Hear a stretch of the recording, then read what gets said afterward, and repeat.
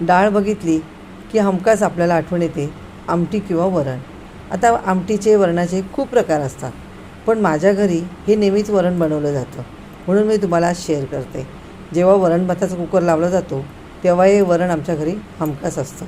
काय केलं, तुरीची आणि मुगाची डाळ मिक्स असते, स्वच्छ धुतल्यानंतर त्याच्यामध्ये एक टोमॅटो, एक चिरलेली मिरची, थोडंसं जिरं, चिमूटभर हळद, चिमूटभर हिंग आणि थोडंसं तेल असं टाकून 3 शिट्या काढल्या.